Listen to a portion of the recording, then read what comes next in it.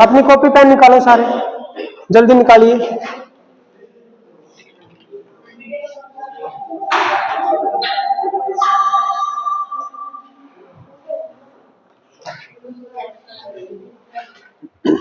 Last topic बताओ क्या था अपना? Last topic reactions of acid with carbonate and bicarbonate, that is over, है ना। टुडे आज अपना जो हम टॉपिक आगे बढ़ाएंगे, एक रिएक्शन बची हुई है बेटा एसिड वाली, पहले वो कंप्लीट करेंगे, फिर हम बेस की तरफ मूव करेंगे।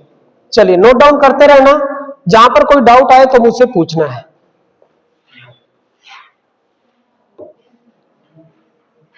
So today's main topic is reaction of acid with metal oxides, with metal oxide, ये अपनी मेन रिएक्शन रहेगी, फर्स्ट टॉपिक। तो थोड़ा रिएक्शन में जाने से पहले हम पहले इसको देखेंगे कि व्हाट इज मेटल ऑक्साइड। कुछ मेटल ऑक्साइड मैं आपको बताता हूं, जैसे हमने देखा MgO, मैग्नीशियम का ऑक्साइड, कैल्शियम ऑक्साइड, ये भी हो सकता है भाई Na2O, सोडियम ऑक्साइड, ओके।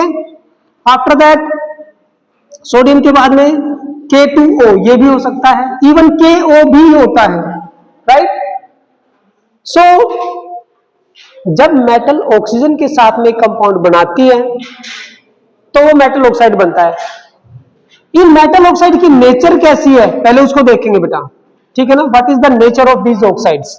तो इसके अंदर ये मैंने आपको लिखा है एग्जांपल, मेटल के ऑक्साइड है, इनकी जो नेचर होती है वो होती है basic nature. Basic nature, base की तरह बिहेव करते हैं। क्यों करते हैं बेस की तरह बिहेव, अभी देख लेंगे, ठीक है। इसको नोट डाउन करते रहो। बेस की तरह इसलिए बिहेव करते हैं क्योंकि जब इस बेस को, मान लो मेरा ये बेस है बेटा, ठीक है, know talking please, know talking at all. Calcium oxide को जब मैं वाटर के अंदर डिसॉल्व करूंगा तो ये क्या बनाएगा, कैल्शियम का हाइड्रोक्साइड बना देता है। और आप लोगों को ये बिल्कुल पता है कि कैल्शियम हाइड्रोक्साइड जो एक बेस है, इट इज स्लैग्ड लाइन, एक बेस है, ठीक है। जब इसके साथ जब हम इसको इसमें डिसॉल्व करेंगे तो calcium hydroxide, that's why these are basic in natures, okay.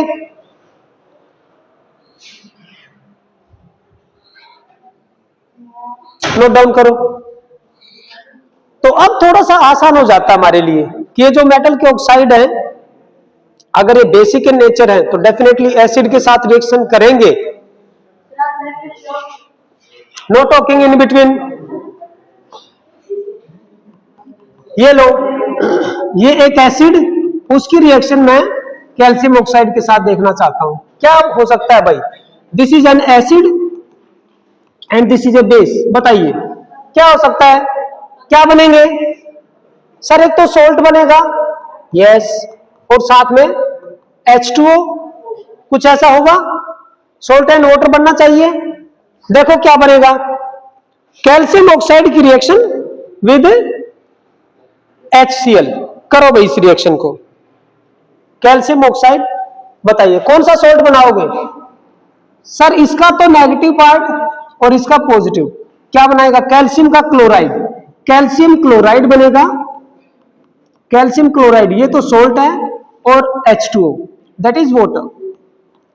अब आप लोगों में से बहुत सारे बच्चों को यह पता नहीं होगा कि सर कैल्शियम क्लोराइड कैसे बनेगा। कैल्शियम ये है और क्लोराइड ये है, क्रॉस पोजिशनिंग करवाओ, यहां पे क्या फॉर्मूला बन गया, Ca1Cl2, that is CaCl2।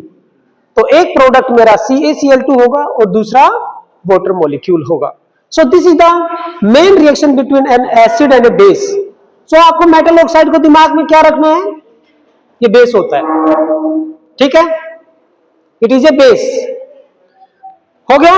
Next H2SO4 जब मैग्नीशियम ऑक्साइड के साथ रिएक्ट करेगा तो बनाइए भाई प्रोडक्ट, आप लोग बनाओ जल्दी, do it fast, do it fast.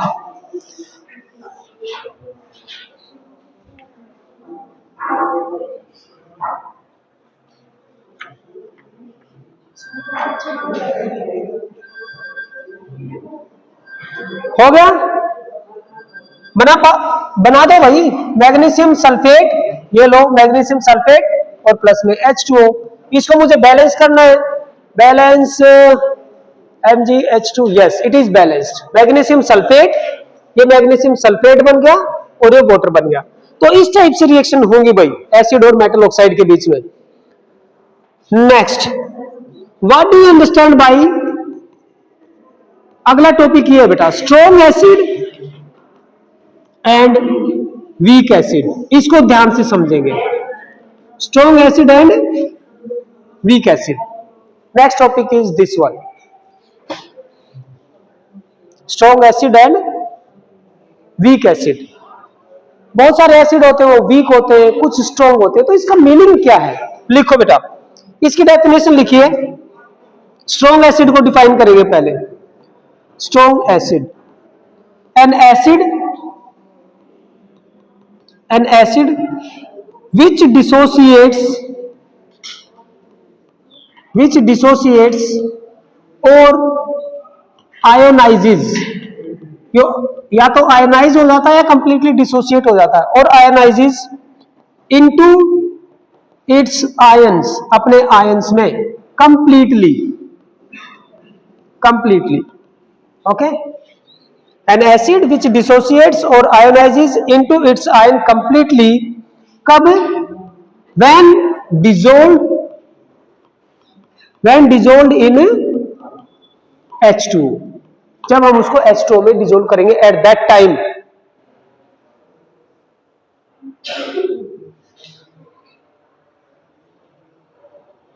हो गया। अब इस चीज को समझो बेटा, एक एग्जांपल मैं देता हूं, जैसे कि HCl एक स्ट्रॉन्ग एसिड है, H2SO4 एक स्ट्रॉन्ग एसिड है, HNO3 स्ट्रॉन्ग एसिड है, all these are strong acid. जब इनको मैं वाटर के अंदर डिसोल्व करूंगा, ठीक है, एक्वस के अंदर जब मैं डिसोल्व करूंगा तो ये कंप्लीटली किस में डिसोसिएट हो जाएगा, H positive plus Cl negative, it is also aqueous. ये किस में डिसोल्व होगा, 2H पॉजिटिव आयन में डिसोसिएट हो जाएगा और SO4 2 नेगेटिव, और ये एक्वस, ठीक है, और ये H positive plus NO3 negative, ये भी एक्वस और ये भी एक्वस, ठीक है। ये मैंने 3 एग्जांपल लिखे बेटा आपको दिखाने के लिए यहाँ पे स्ट्रॉन्ग एसिड कौन कौन से हो सकते हैं। All mineral acid are strong acid. अब आप लोगों ने बहुत सारों ने पिछले वाली स्लाइड नोट डाउन नहीं की होंगी, है ना, तो यहीं पे रुक जाओ, पहली वाली स्लाइड से नोट डाउन कर लो। चलो करो नोट, दिखाएंगे। हो गया,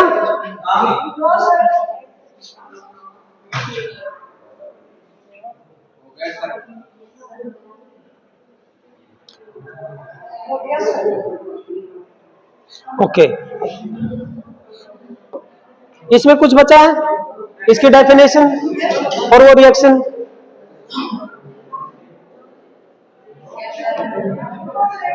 करो जल्दी करो।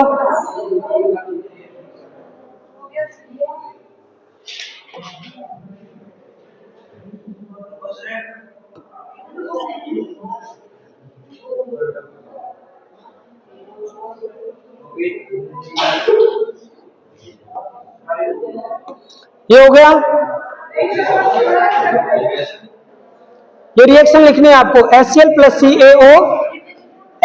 CaO it gives CaCl2 plus H2O।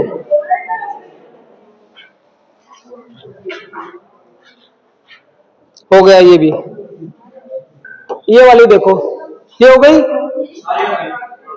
सब हो गया। इतने ऑक्साइड मैंने आपको बताए। ये बेसिक नेचर क्यों है, क्योंकि जब इस ऑक्साइड को जब मैं पानी में डाल के देखता हूं ना तो एक हाइड्रोक्साइड बनाता है जो कि बेस है, इसलिए ये कैल्शियम का ऑक्साइड भी हमारा बेस होगा, ठीक है। चलिए फोर्थ में आ जाते हैं, यहां पर लास्ट स्लाइड ये है। ये जो मैं ऐसे शो कर रहा हूं, यहां पर एक्वस का मीनिंग समझते हो ना, इसको मैंने HCl को किस में डाल दिया, वाटर के अंदर डाल दिया, तो ये इस तरीके से आयोनाइज हो गया भाई, ठीक है।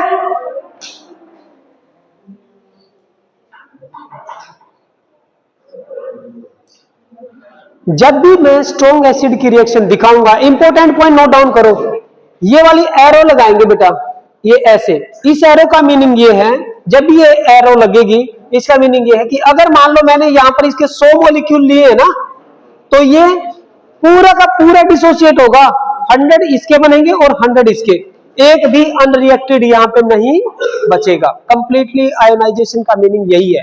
100 मॉलिक्यूल अगर है बीकर में तो 100 के 100 डिवाइड हो जाएंगे, डिसोसिएट हो जाएंगे, ठीक है, एक भी अनडिसोसिएटेड नहीं रहेगा। अब बात करते हैं वीक एसिड, साथ साथ में नोट डाउन करते रहना भाई। Weak acid, N acid which does not dissociate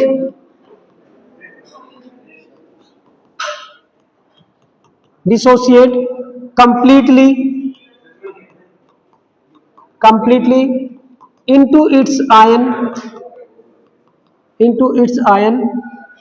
when dissolved in water, when dissolved in H2, ठीक है।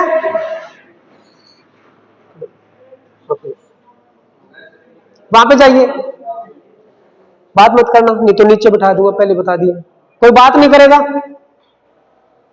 नोट डाउन करो, नोट डाउन होता नहीं है, फिर बोलते हो सर हमारा छूट गया, हमारा छूट गया। N acid which does not dissociate completely. अब इस चीज को थोड़ा सा ध्यान से समझना बेटा, मैं एग्जांपल दे रहा हूं, जैसे मान लो मैं एक वीक एसिड ले रहा हूं CH3COOH, इस वीक एसिड का नेम कौन बताएगा आप लोगों में से? CH3COOH कौन बताएगा? मैंने कल नोट डाउन करवाए थे दो ऐसे एसिड, ऑर्गेनिक एसिड, क्या है भाई? सर आपने बता दिया, हमने लिख लिया, उसके बाद में हम जो है ना बिल्कुल उसको न तो रिवाइज करते हैं न देखते हैं, हमारा काम हो गया, ऐसा नहीं है। रिवाइज करो, चीजों को याद करो। इसका नेम है, यस, कॉमन नेम इसका एसिटिक एसिड है, ये एसिटिक एसिड है।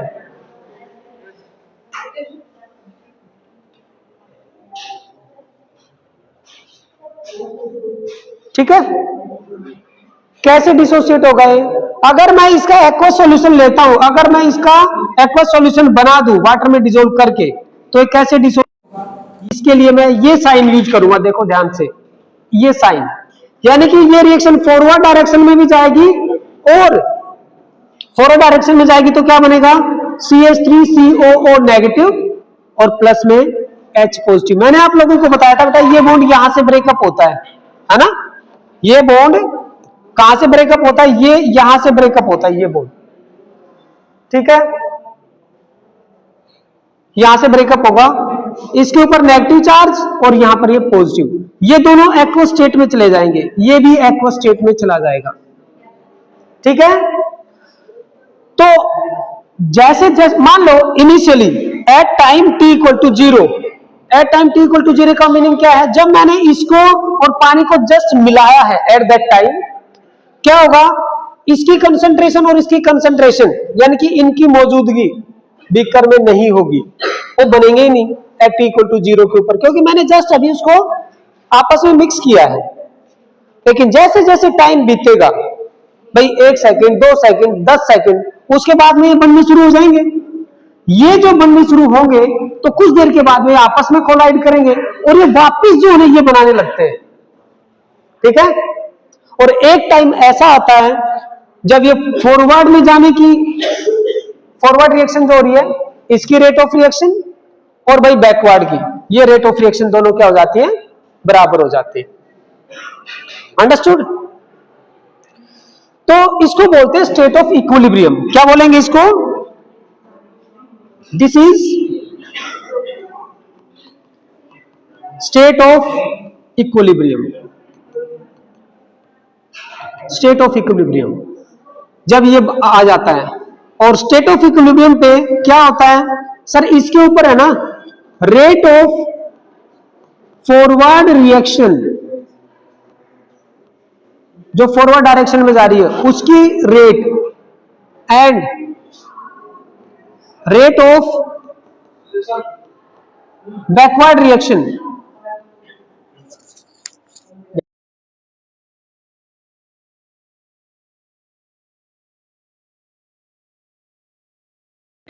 Rate of forward reaction and rate of backward reaction, दोनों रेट बराबर हो जाते हैं, बिकम्स इक्वल। इस पॉइंट को नोट डाउन करना है भाई, इस पॉइंट को नोट डाउन करना है। Rate of forward direction becomes equal to rate of backward direction, इसको नोट डाउन करना है। Both directions becomes at the same rate, the speed becomes same. जितने मॉलिक्यूल फॉरवर्ड डायरेक्शन में जाएंगे, बेटा आप लोग बहुत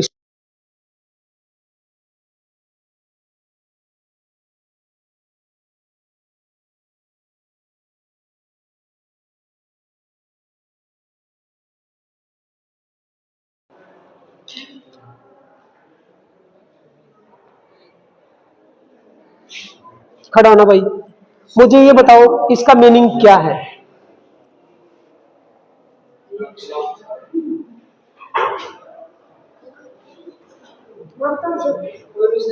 हाँ हाँ यस, हाँ बताओ बताओ।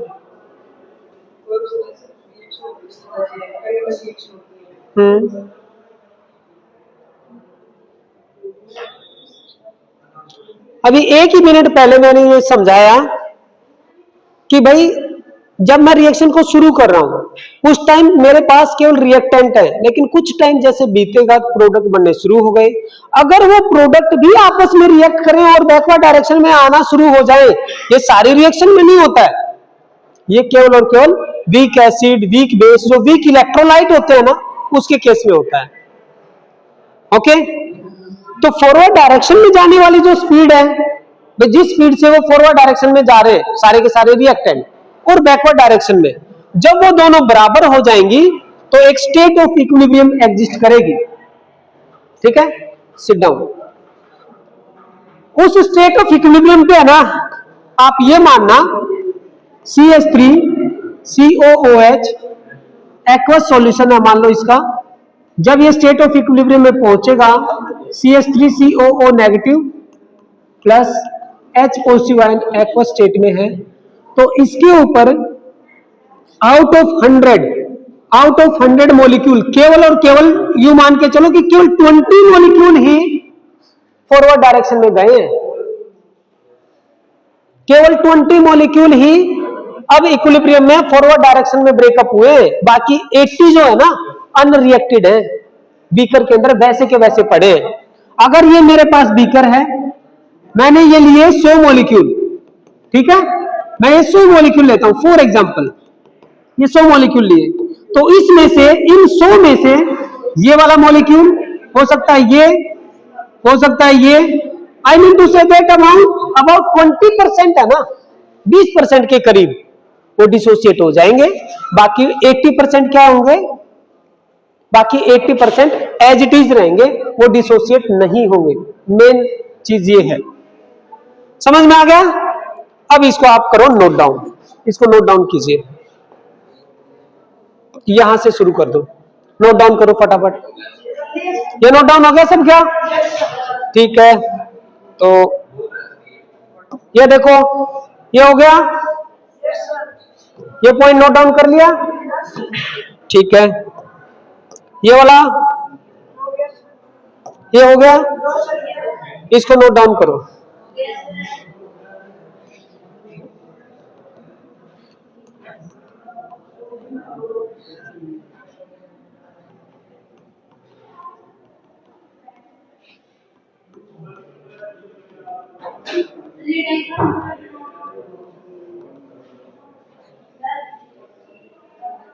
यस, स्टार वाले क्या है, डिसोसिएटेड है, और बाकी ये क्या है, ये वाले हैं अनडिसोसिएटेड। आप एक ये अंडरस्टैंडिंग के लिए डायग्राम बनवाया है कि out of almost 20 molecule out of 100 dissociate हो जाएंगे, बाकी 80 अनडिसोसिएटेड फॉर्म में रहेंगे। सो this is all about acetic acid, जो कि एक वीक एसिड का एग्जांपल है। अब दो एग्जांपल मैं आप लोगों को और देता हूं, दो एग्जांपल। HCOOH एक्वस सॉल्यूशन में कैसे डिसोसिएट होगा, HCOO नेगेटिव और प्लस में H पॉजिटिव आयन, ये भी एक्वस स्टेट में रहेगा और ये भी, और ये इक्विलिब्रियम में एग्जिस्ट करेगा। ये है आपका मिथेनोइक एसिड, मिथेनोइक एसिड, और इसका कॉमन नेम है, कॉमनली इसको फॉर्मिक एसिड के नाम से जाना जाता है। फॉर्मिक एसिड कॉमन नेम इसका फॉर्मिक एसिड भी है। ओके, ये हो गया सेकेंड एग्जांपल। थर्ड एग्जांपल में क्या दूंगा, H2CO3 carbonic acid, carbonic acid. इसका जब एक्वस सॉल्यूशन लेंगे तो इक्विलिब्रियम में ये ऐसे एग्जिस्ट करेगा, 2H पॉजिटिव आयन और प्लस में CO3 2 नेगेटिव। ये भी एक्वस स्टेट में और ये भी एक्वस स्टेट में।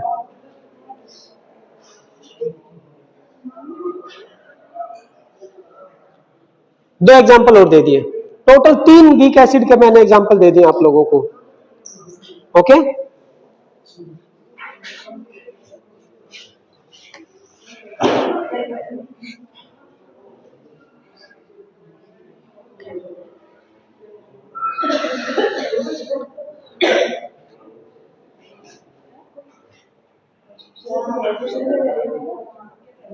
हो गया नोट डाउन।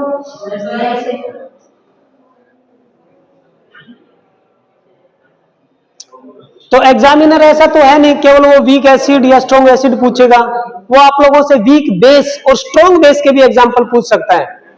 तो डिफाइन करने की जरूरत नहीं है स्ट्रॉन्ग बेस को। स्ट्रॉन्ग बेस वो होगा जो कंप्लीटली डिसोसिएट हो जाए, और वीक बेस वो होगा जो कंप्लीटली डिसोसिएट नहीं होगा। ठीक है,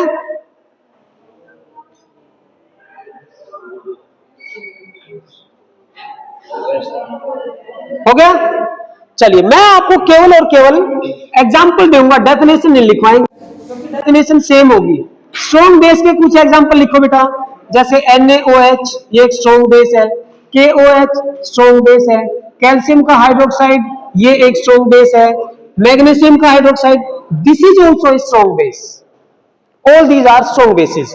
वीक बेस के एग्जांपल लिखो, डेफिनेशन वैसे ही लिखोगे। वीक बेस में ammonium hydroxide this is a weak base. दूसरा कॉपर हाइड्रोक्साइड, आप लोगों में से कौन बताएगा from all of you students कि ये क्यूप्रस है या क्यूप्रिक हाइड्रोक्साइड? क्यूप्रस है या क्यूप्रिक? बताओ भाई, कॉपर का ये जो हाइड्रोक्साइड मैंने लिखा ये कौन सा बेटा, क्यूप्रस हाइड्रोक्साइड है या क्यूप्रिक? क्यूप्रस, आप बताओ। क्यूप्रस, आप बताओ। क्यूप्रस, रानू क्यूप्रस, अच्छा आप बताइए। बातें नहीं,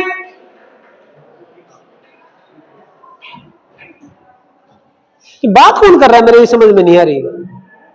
तो गुणगुण नीचे नीचे क्या चल रहा है बताइए। क्यूप्रस है या क्यूप्रिक? बोलो, आप बताओ। Yes you please stand up.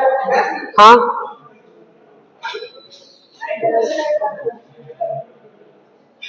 बता भाई नैतिक। ये क्यूप्रस हाइड्रोक्साइड है या क्यूप्रिक हाइड्रोक्साइड? क्यूप्रस, सब ने यही बताया तो मैं भी यही बताऊंगा। बोलो भाई, क्यूप्रस। कौन बोला? बोलो कौन बोल रहा है? क्यूप्रिक कौन बोल रहा है? तो ऐसे डर के क्यों बोल रहा है? बोल, सही बोल, आप क्या होना चाहिए? क्यूप्रिक क्यों? क्यूप्रिक क्यों होना चाहिए बताइए, आप बोलो, आप बताओ बेटा। Last, yes you please. एक सेकंड, कोई बात नहीं करेगा भाई। Know talking, know talking at all. मेरी तरफ देखो सारे। हाँ बताओ भाई। जिसको ये पता है कि सर ये इसका नेम ये है और इसलिए है, वो हैंड रेज करो। कोई है? कोई बता सकता है? नहीं बता सकता? नहीं? क्यों? क्या हो गया भाई? पिछली यूनिट में मैंने आप लोगों को ये बताया था Cu पॉजिटिव और Cu2 पॉजिटिव। सर ये तो होता है क्यूप्रस आयन, है ना, क्यूप्रस, और ये होता है क्यूप्रिक, ये होता है क्यूप्रिक आयन। अब इस CuOH होल ट्वाइस, इसके अंदर आयन कौन कौन से हैं, इसको यहां पे ले जाओ, Cu2 पॉजिटिव, और यहां पर 1 है OH-1। इसके अंदर ये दो तरह के आयन हैं, एक है क्यूप्रिक और एक है hydroxide. So it is cupric hydroxide. कोई मैंने आप लोगों से किसी खजाने की चाबी का वो थोड़ी पूछा है कि भाई ये डिकोड करो इसको या वो बताओ, इतना बड़ा सवाल थोड़ी था। Sit down.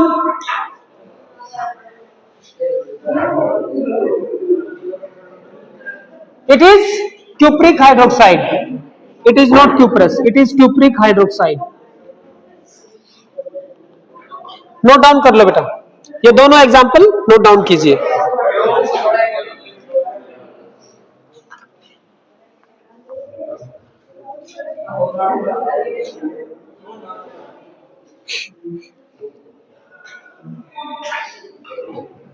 लैब में हमने एक रिएक्शन की थी बेटा, आप बस एक मुझे इतना बताना, कोई भी एसिड जब बेस के साथ रिएक्ट करेगा तो सोल्ट एंड वाटर ये बनेगा, बिल्कुल हमें पता है। लेकिन एक इंफॉर्मेशन और यहां पे नोट डाउन करवाना चाहता हूं मैं, केवल एक इंफॉर्मेशन, वो क्या, मुझे केवल ये बता दो,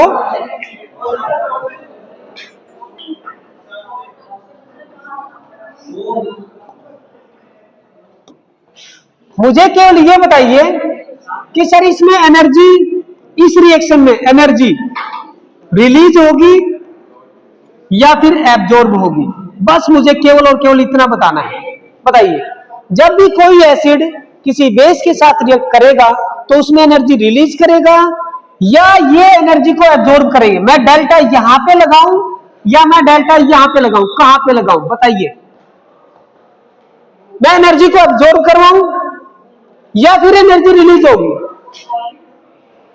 इसमें एनर्जी रिलीज होती है बेटा, ठीक है, इसमें एनर्जी एब्जॉर्ब नहीं होगी, रिएक्टेंट एनर्जी को नहीं लेंगे, प्रोडक्ट साइड में एनर्जी रिलीज होती है।